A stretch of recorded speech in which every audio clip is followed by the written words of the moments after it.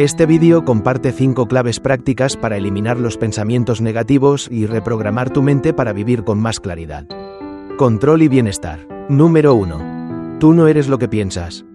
Siempre creí que mi mente era una verdad absoluta, que todo lo que pensaba sobre mí mismo, aunque fuera doloroso, era simplemente quién soy.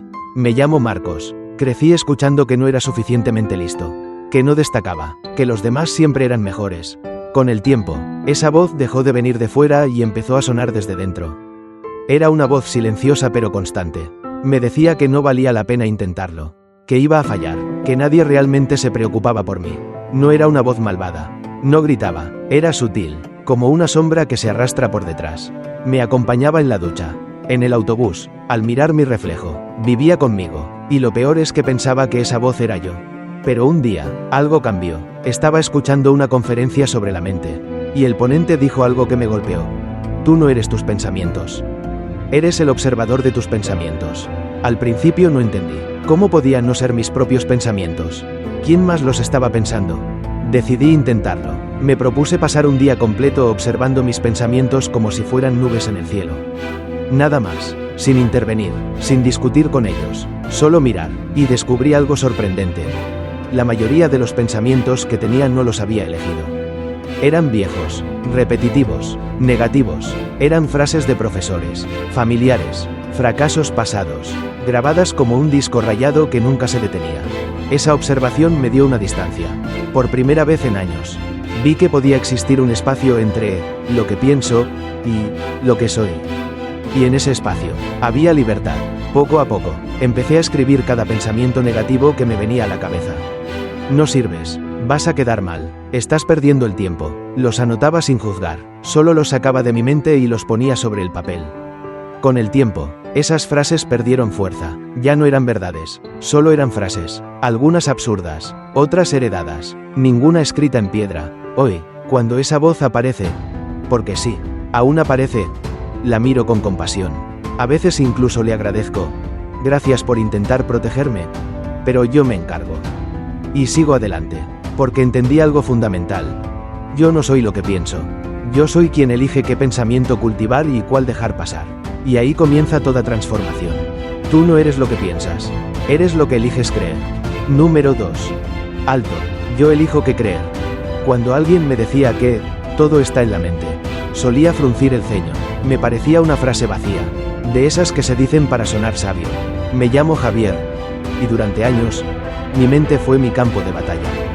No había día en que no me atacara con dudas, inseguridades, temores que parecían lógicos, reales, imposibles de refutar.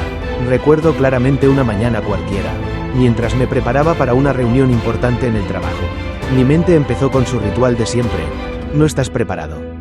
Seguro dirás algo estúpido. Te van a juzgar. Era como si tuviera un enemigo dentro que conocía cada rincón débil de mi alma.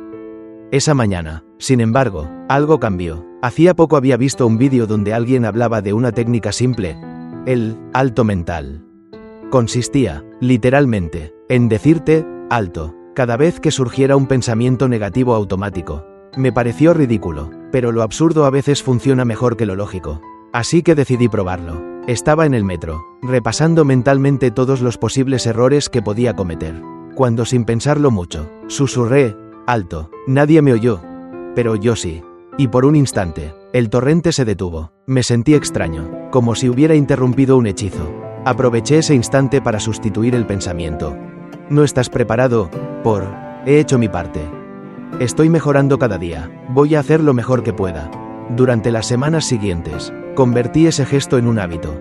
Cada vez que mi mente se iba por el camino oscuro, decía, alto, en voz baja, o en mi cabeza si había gente. Al principio parecía forzado, pero empecé a notar algo fascinante. La frecuencia de los pensamientos negativos bajó. Como si mi mente entendiera que ya no tenía vía libre. Pero no era solo decir, alto, sino lo que venía después. Aprendí a reemplazar cada pensamiento destructivo por otro más equilibrado, más realista, sin necesidad de mentirme. No soy suficiente, se transformaba en, estoy aprendiendo. Y eso ya es suficiente por hoy.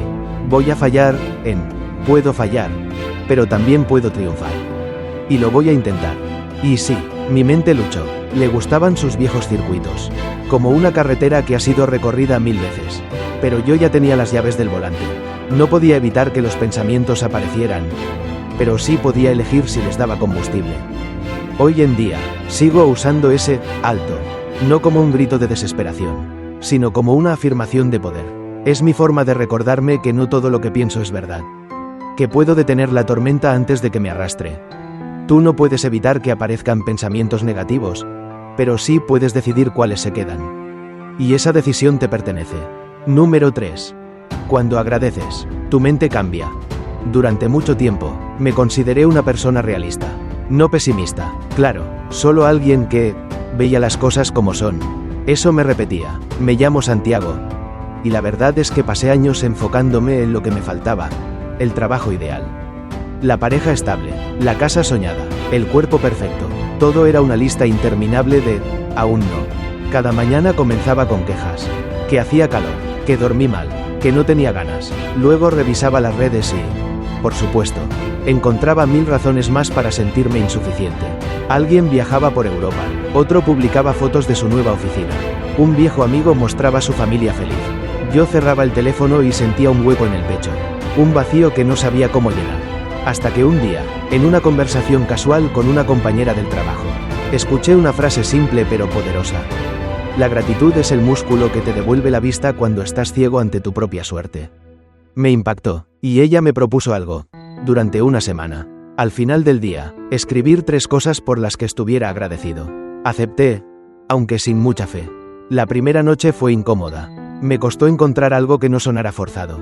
Escribí, tuve comida, no me enfermé, no pasó nada grave, sonaba aburrido, pero lo hice igual. La segunda noche, me esforcé más. Mi hermana me envió un mensaje.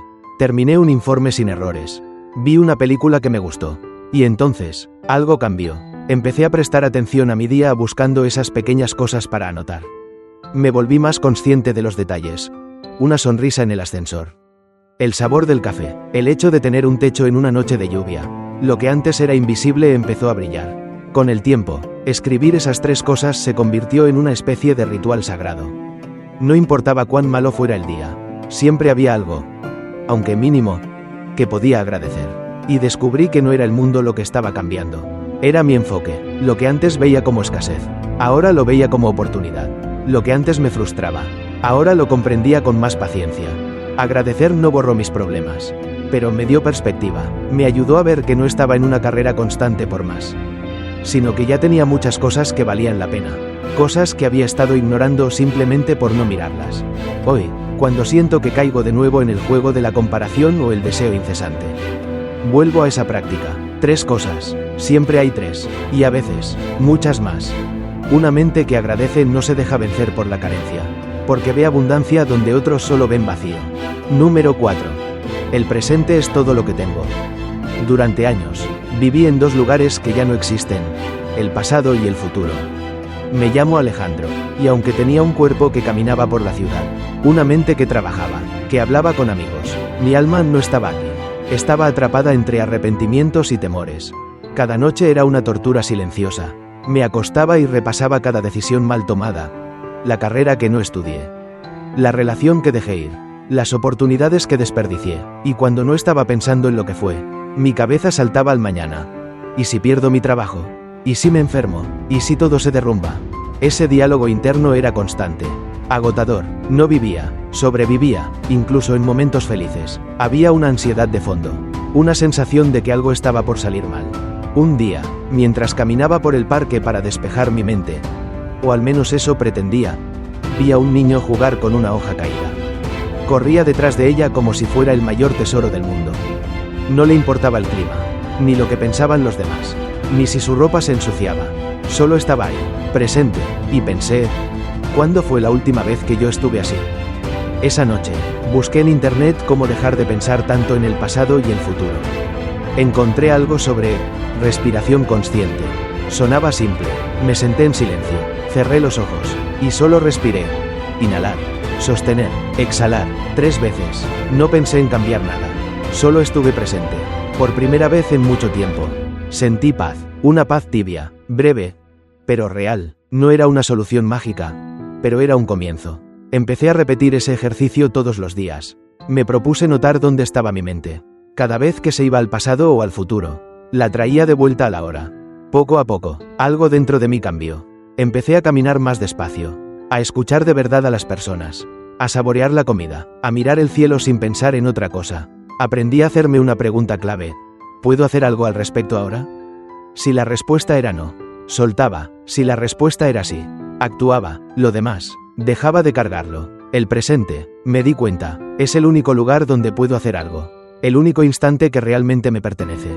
Lo que pasó ya no se puede modificar. Lo que vendrá aún no existe. Solo tengo este momento. ¿Y si aprendo a vivirlo bien? Uno por uno, tal vez mi vida entera cambie. Cuando vives en el presente, dejas de huir, y al fin, empiezas a vivir. Número 5. Pensar demasiado me robaba la acción. Si hubiera una medalla por pensar demasiado, la habría ganado yo. Me llamo Tomás. Y durante años fui experto en imaginar escenarios. Analizar cada palabra, repasar decisiones viejas, proyectar futuros que nunca llegaban. Pensaba tanto, que al final no hacía nada. Recuerdo una escena que me marcó. Me ofrecieron participar en un proyecto importante en la empresa. No era perfecto, tenía riesgos, pero también era una oportunidad real. En vez de aceptar o rechazar rápidamente, comencé a rumiar. ¿Y si no estoy preparado? ¿Y si fallo? ¿Y si luego me arrepiento? Hablé con amigos, leí artículos, hice listas de pros y contras, y mientras tanto, el proyecto fue asignado a otra persona. No era la primera vez. Me pasaba en relaciones, en decisiones personales, incluso al elegir qué libro leer. Analizaba tanto que me paralizaba. Y luego venía el autorreproche. ¿Por qué no decidiste antes? ¿Por qué siempre dudas? Un día, escuchando una charla, alguien dijo, pensar mucho no es pensar mejor. Es solo otra forma de evitar actuar. Esa frase me atravesó. Era eso. Había confundido pensamiento con preparación. Pero en realidad solo estaba escapando del miedo a equivocarme. Esa misma noche decidí hacer algo distinto. Me di 10 minutos para pensar en una decisión que estaba postergando desde hacía semanas. Inscribirme o no a un curso. Puse un temporizador. Cuando sonó, tomé la decisión. Me inscribí. No fue perfecto. Dudé incluso mientras escribía mi tarjeta de pago. Pero lo hice, y me sentí más libre que en meses. Esa pequeña victoria me enseñó algo clave.